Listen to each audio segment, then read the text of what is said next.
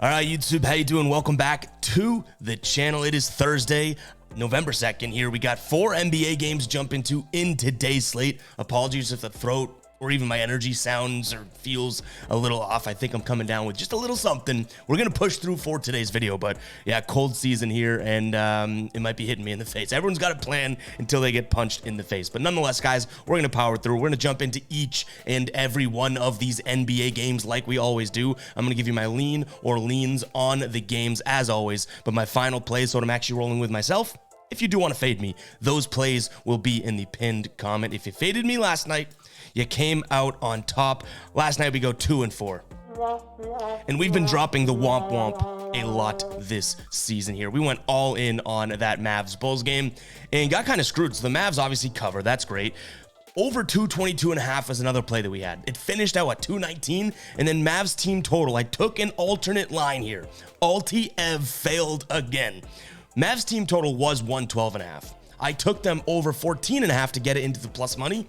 They finished at 114.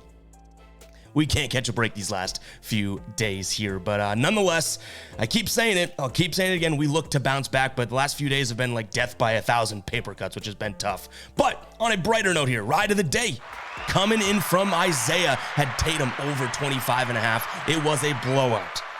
But Tatum came through. He scored 30 points, hung it on the Pacers there. Cha-ching, that ride of the day cashes. If you guys do want to be the ride of the day, all you got to use is hashtag ride of the day in the comments. Give me an absolute banger of a pick. I'm jumping on board with one person's pick and giving you guys a shout out in the next video, win or loss. But yeah, let's go ahead and jump into today's slate. If you guys are still rocking with me and you still believe, go ahead and hit that like button, hit that subscribe button as well. When the tough get going, the going get tough. When the going gets tough, the tough get going.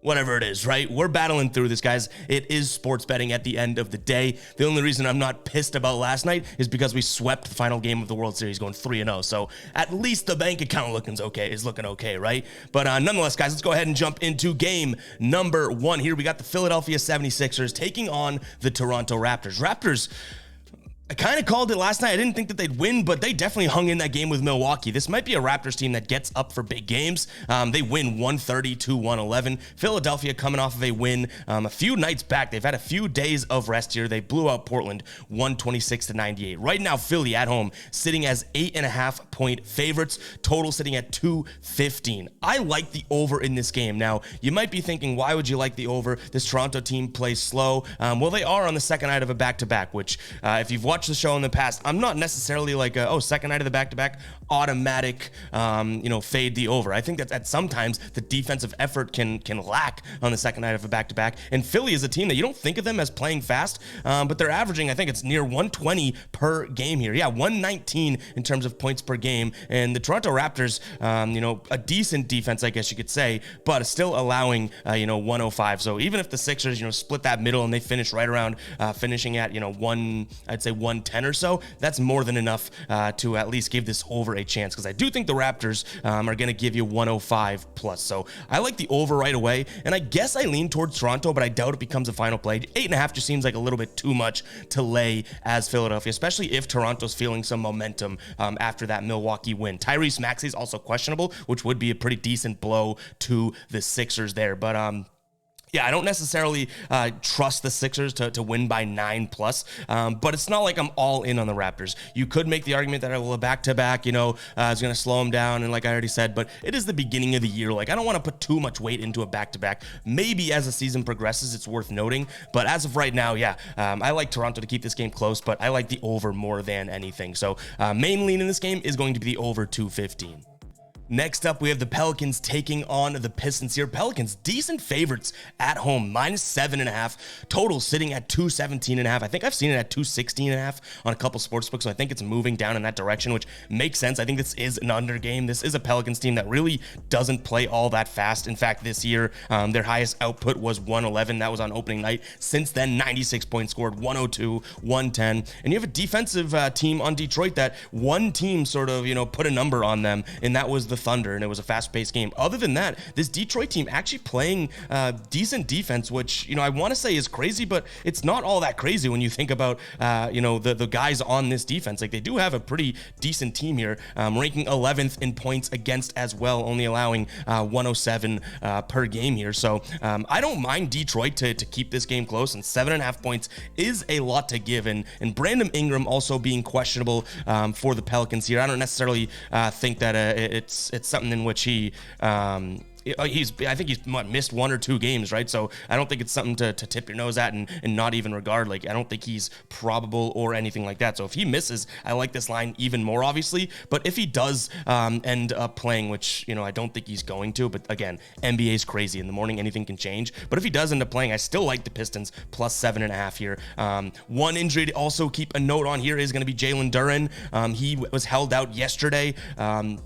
I think he has an ankle injury, if I'm not mistaken. We'll keep an eye on him as well. But regardless of those 2 injuries, I do still think 7.5 points is a lot to give Detroit. A Detroit team that surprisingly has been playing fairly well. I mean, they lose, They lose last night, right, to Portland. They didn't cover that game, but still 3-2 against the spread on the season. A 2-3 record, so they're a cover team, not necessarily a winning team. But 7.5 points, way too much to give, in my opinion. And like I said, I think it's going to be a slow-paced game, hard to get some buckets. So though 217.5 is a low number, I'm still leaning towards the under here. We'll see if I have the balls to make that a final play, because that is a fairly risky under to take. Again, it's moving to 216.5, so if we want to take that under, we got to do it quick.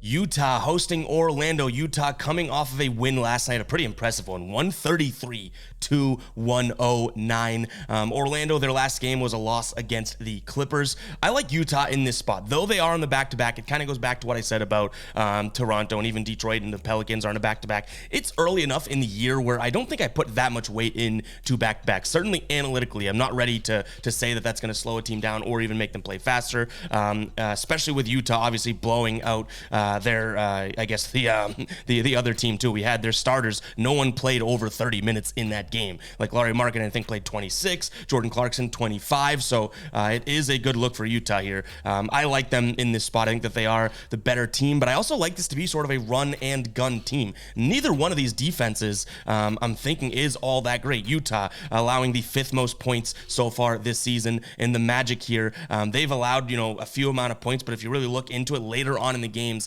they drop. So 2nd fewest points allowed in the NBA, right? But the 3rd quarter on, 20th. Right, so bottom 3rd of the league as the game progresses. So I'm hoping that this is something that kind of, trickles down to the end of the game where a lot of points are scored. Utah is kind of running and gunning, and we see a game that's, maybe we get like a Utah 125 to an Orlando 118, something like that, cruising over this over, and Utah only having to win. So I like Utah here, probably on the money line. Like, why mess around with that 1 point with a chance of a push when you can get them on the money line for, I think it's like minus 110, right? Versus minus 105, minus the 1 point. So that 5 cents don't matter to me. I'll go ahead and lean Utah on the money line and then over the total here. Bet 365. I don't have that book, but it does have it at 221. So you're getting a half point of value there as well. But Utah and the over in this spot for me tonight. All right, guys, before we get into the last game of the slate, I do want to talk to you about Fade Me, the merch brand we have here on the channel. If you want to support what we're doing, go ahead and check out the Fade Me store. You can see we got a few new products here. This hoodie, very, very premium. It's a collab with Champion we did, which is really, really cool. Nice heavyweight for the winter. We obviously have the Dunk tie-dye here coming soon. That drops November 15th, but tons of new and cool products out there. I put my heart and soul into each and every one of these designs. Tons of designs on the store as of right now. Go ahead and check out fademe.store. I'll also put a link in the pinned comment if you guys want to check it out. But again, it's a way to support what we're doing here, help us grow, help us make bigger and better content, but you also get some quality merch at a very good price. This isn't just, I see comments sometimes being like, this better not be just like YouTuber merch. It's not. We don't just do like the whatever the sites are that you could do through YouTube. This is legitimate clothing and really good quality. So, and all the reviews we get are great, right? So go ahead, check out fademe.store. That link is going to be in the pinned comment. Let's get to the last game on the slate. We have the Suns taking on the Spurs in the late game for today's slate here. In terms of injuries, Bradley Beal out, Devin Booker out. No injuries on the San Antonio side of things here. But, Kevin Durant, he can't do it all himself, but this is a Spurs team that I really have little to no trust in. Obviously, they get the win against Phoenix, what was it, 2 nights ago, right? But Phoenix was up big heading into the fourth, and then even with like 5 minutes left, they were up by nearly double digits. I think it might have been 9 or 10 points. They end up losing the game by 1. So I see this as a spot where Phoenix says, screw that. We're bouncing back. Kevin Durant is going to bounce back, that type of thing. I think he had, 26 points in nearly 40 minutes last game. Shot pretty well from the field too. Wembanyama had a decent game as well. I think this is going to be a good game, but you're not going to get near 30 points from Keldon Johnson again, he was huge in that win, right? Taking the win by 1 over Phoenix. I don't think that happens again. Without him sort of stepping up, this is a game in which Phoenix should win by double digits. Now, 8 points, I've been telling you guys since the rip, right? It's still early in the year. That is a decent sized spread for where we are in the season. Like, we don't have the backing or the data to say that any team is double digits better than, any team, I guess. Like, I guess you could obviously make the argument Celtics over some team like the Wizards or these really bad matchups, but we don't really know exactly what the Spurs are just yet. They're 2-2 against the spread and straight up on the year, which is the same record as the Suns straight up, right? So they had a slow start. They didn't look all that great. Got punched in the mouth by Dallas. One of their wins was against Houston, then got punched in the mouth by the Clippers. Like, they're losing to good teams. So we don't really know how bad the Spurs could be. I said I might ban them because they screwed us, right? And I am leaning towards Phoenix here, but I will say that 8 points middle of the year seems a lot less than it does at the beginning of the year. If you've been betting for a while, you know what I mean. Like, that's a large number to lay when you don't have the analytics and the data of multiple weeks of the season to kind of back it. In terms of the total, 225, I think it's a pretty damn sharp line. This game finished at 220, or no, what was it? Yeah, 229 last game, and that involved the Spurs having to come back here. So I don't think the Spurs score that many points. Phoenix also a decent defensive team here. I think they're in the top 10, ranked 7th or 8th in terms of points against one of the better teams. A field goal against as well. I think they rank 4th, allowing teams just to shoot 40% against them. League average 46. So I like the under here, but not anything more than liking. Like, I don't even know if I lean the under. I just kind of like it because I do think that this is a spot in which if the Suns go out there and drop, say they have a good offensive night, right? Like when they played the Jazz, they scored 126. Say they go out there and do that. They could hold the Spurs to 100 points and still cash in over here at 226 total, right? So it is tough depending on how much weight you want to put into Phoenix. I'm putting a lot of weight into them tonight, so I lean under, but I'll probably leave it there. And guys, that is going to wrap it up for today's video. Hopefully you guys did enjoy the video. And yeah, let me know in the comments if you're still rocking with me. I understand that if someone's a viewer and they just view during the hot streaks, which everyone will go on, right? Like, I'll have a stretch during the year when I can advertise a 10-0 run. Like, I get it. But we're doing something bigger here, at least in my dumb brain. We're doing something bigger here than just giving winning sports picks every single day for pretty much every sport, right? Like, I want to build the community that we're continuing to build and grow it and have a good time and entertain just as much as, and be reliable, be part of your routine just as much as giving the picks. Like, I always encourage you to make your own bets, right? This is technically just Ev's NBA picks. I'm not saying these are the picks you should roll with. I wear a freaking Fade Me piece of merchandise in every video. You know what I'm saying? So hopefully you guys get that. The real ones do know I'm not a genius. We were 58% in the NBA last year. That's pretty, excuse my French, but excuse my French, but that is pretty fucking good. But it's a marathon, right? We're hovering right on 40, I think it's 47.5 today. That ain't great, but we have a lot of time to make that up. But there's my little monologue rant at the end of the video. Go ahead, hit that subscribe button, guys. Hit the like button. Let me know if you're still rocking with me in the comments. Are you a guppy or are you part of the Fade Squad? Let me know, and I'll catch you guys in the next one, all right? Peace out.